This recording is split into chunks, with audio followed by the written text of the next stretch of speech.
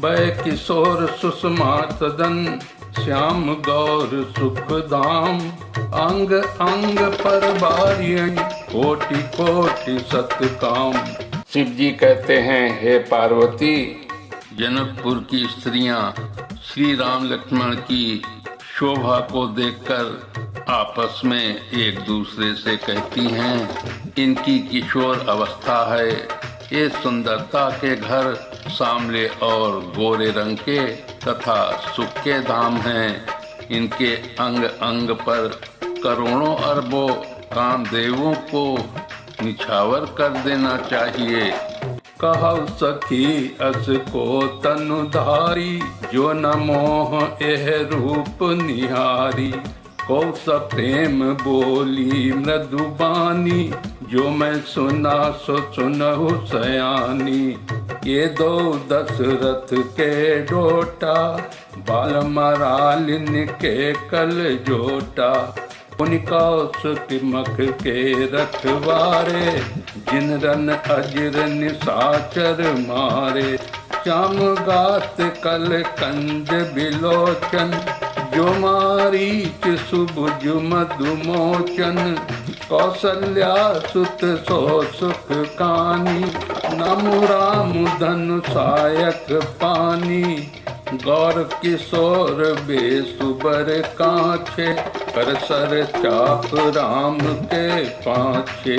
लक्ष्मण नाम राम लघु भ्राता, सुन सखी सासु सुमित्रा माता। हे सखी, कहो तो ऐसा कौन शरीरधारी होगा जो इस रूप को देखकर मोहित न हो जाए। अर्थात यह रूप जड़ चेतन सबको मोहित करने वाला है। तब कोई दूसरी सखी प्रेम सहित कोमल वाणी से बोली, हे सयानी, मैंने जो सुना है उससे सुनो। ये दोनों राजकुमार महाराजा दशरथ के पुत्र हैं। बाल राजहंसों का सा सुंदर जोड़ा है। ये मुनि विश्वामित्र के यज्ञ की रक्षा करने वाले हैं। इन्होंने युद्ध के मैदान में राक्षसों को मारा है।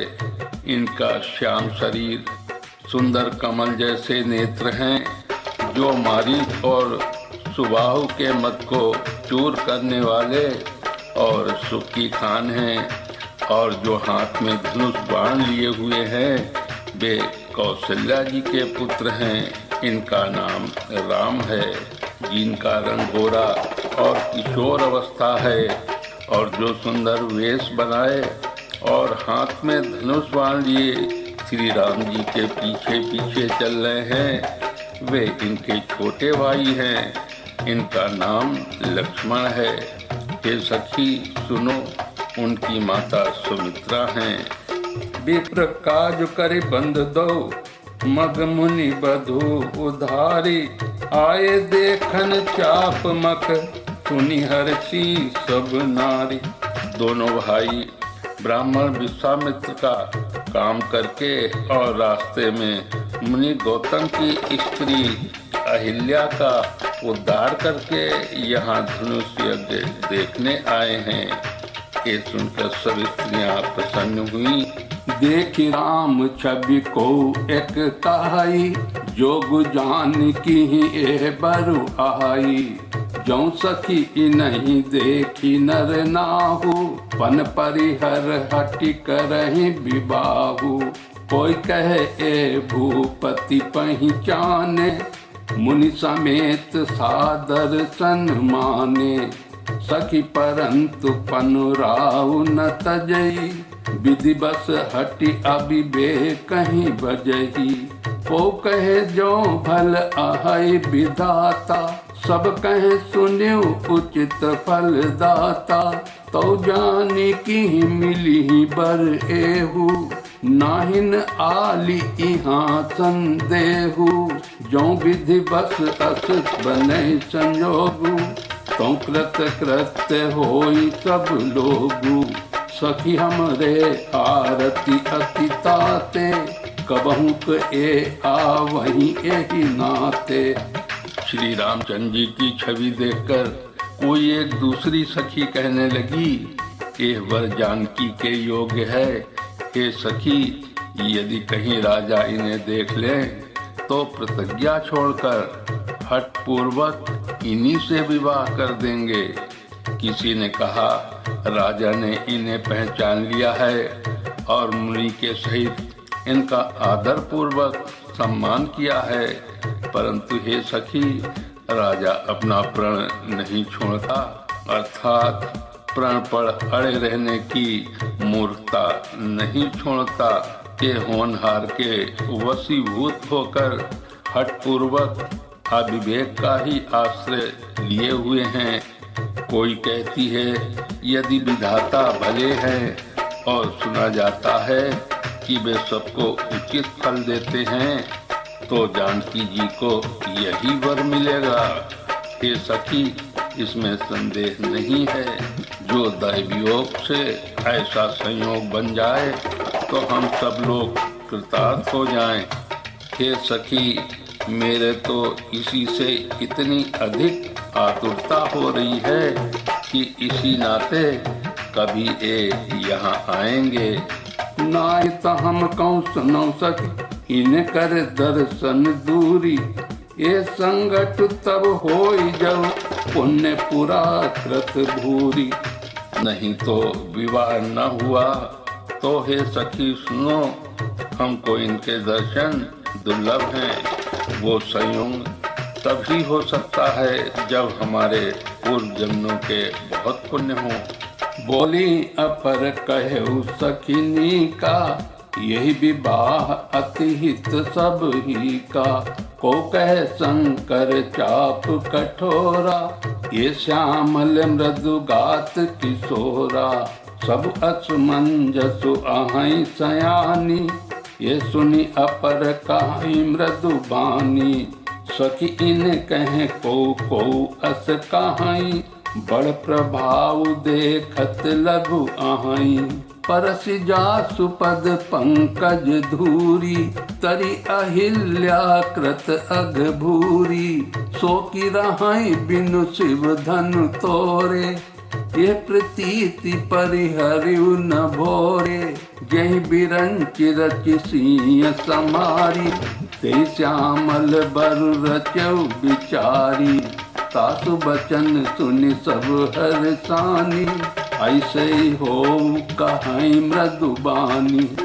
दूसरी ने कहा, हे सखी, तुमने बहुत अच्छा कहा। इस विवाह से सभी का परम हित है। किसी ने कहा, शंकर जी का धनुष कठोर है और ये सामले राजकुमार कोमल शरीर के बालक हैं। हे सयानी, सब असमंजस ही है। ये सुनकर दूसरी सखी कोमल वाणी से कहने लगी, हे सखी, इनके संबंध में कोई ऐसा कहते हैं कि ये देखने में तो छोटे हैं पर इनका प्रभाव बहुत बड़ा है। जिनके चरण कमलों की धूलि का स्पर्श पाकर अहिल्या तर गई, जिसने बड़ा भारी पाप किया था, वे क्या शिव जी का धनुष बिना तोड़े रहेंगे? इस विश्वास को भूलकर भी नहीं छोड़ना चाहिए। जिस ब्रह्मा ने सीता को संवारकर बड़ी चतुराई से रचा है, उसी ने विचार कर सांवला वर भी रच रखा है। उसके ये वचन सुनकर सब हर्षित हुई और कोमल वाणी से कहने लगी, ऐसा ही हो। हर सही बर सही सुमन, सुमुखी सुलोचनी वृंद। जाई जहाँ जहाँ बंध दो, तहाँ तहाँ परमानंद। सुंदर मुख और सुंदर नेत्रों वाली स्त्रियां समूह की समूह हृदय में हर्षित होकर फूल बरसा रही हैं। जहाँ तहाँ दोनों भाई जाते हैं, वहाँ वहाँ परम आनंद छा जाता है। शिव जी कहते हैं, हे पार्वती, पूरब दिस गे दो भाई। जहाँ धन मकहित भूमि बनाई, अति बेस्तार चारु गच ढारी। विमल वेदिका रुचिर सम्हारी, चौदिस कंचन मंच विशाला। रच जहाँ बैठहि महिपाला, तेहि पाछे समीप चहु पासा, अपर मंच मंडली बिलासा, कछुक ऊंच सब भांति सुहाई, बैठहि नगर लोग जहाँ जाई, तिनके निकट विशाल सुहाए, धवल धाम बहु बरन बनाए, जहाँ बैठे देखहि सब नारी, यथा जोग निज कुल अनुहारी, पुरबालक कही कही मृदु बचना, सादर प्रभु दिखावहि रचना। दोनों भाई नगर के पूरब की ओर गए, जहाँ धनुष यज्ञ के लिए रंग भूमि बनाई गई थी। बहुत लंबा चौड़ा सुंदर ढाला हुआ पक्का आंगन था, जिस पर सुंदर और निर्मल वेदी सजाई गई थी। चारों ओर सोने के बड़े बड़े मंच बने थे, जिन पर राजा लोग बैठेंगे। उनके पीछे समीप ही चारों ओर दूसरे मचानों का मंडलाकार घेरा सुशोभित था। वो कुछ ऊंचा था और सब प्रकार से सुंदर था।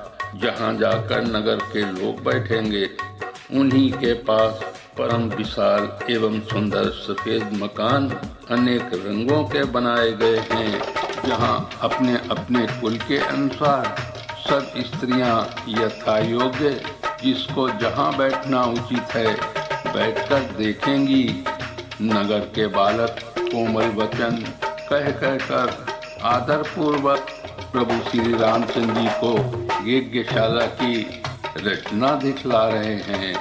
सब शिशु एहि मिस प्रेम बस, परसि मनोहर गात, तन पुल कहीं अति हरसुहि, देखी देखी दो ब्रात। सब बालक इसी बहाने प्रेम के वश होकर श्री रामचंद्र जी के मनोहर अंगों को छूकर शरीर से पुलकित हो रहे हैं और दोनों भाइयों को देख देख कर उनके हृदय में अत्यंत हर्ष हो रहा है। बोलिए श्यापति रामचंद्र की जय, उमापति महादेव की जय, कवि तुलसीदास की जय।